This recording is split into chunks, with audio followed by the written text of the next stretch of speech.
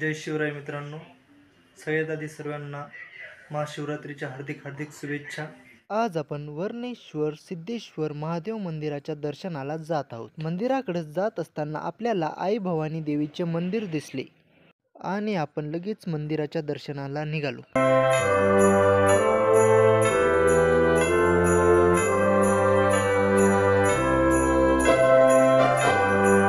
मंदिराचे बांधकाम आत्ताच काही दिवसांपूर्वी पूर्ण झाले आहे।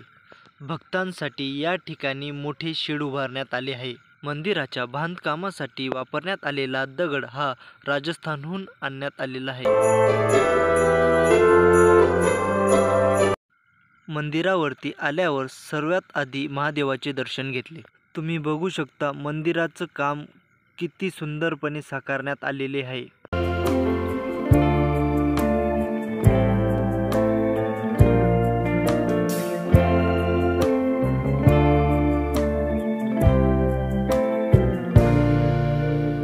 मंदिराच्या आत प्रवेश केल्यावर आई भवानीचं दर्शन घेतलं।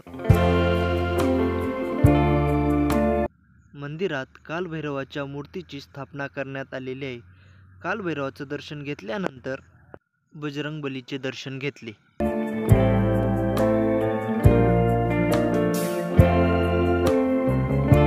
दर्शन घेतल्यानंतर मंदिराच्या आजूबाजूचा परिसर बघण्यास सुरुवात केली।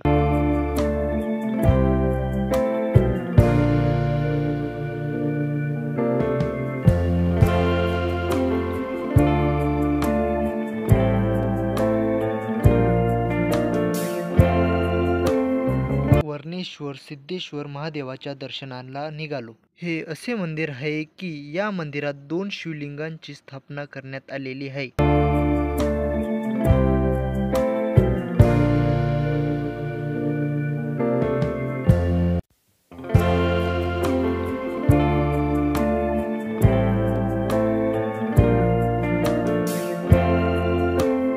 महाशिवरात्री निमित्त या मंदिरात मोठी यात्रा भरते।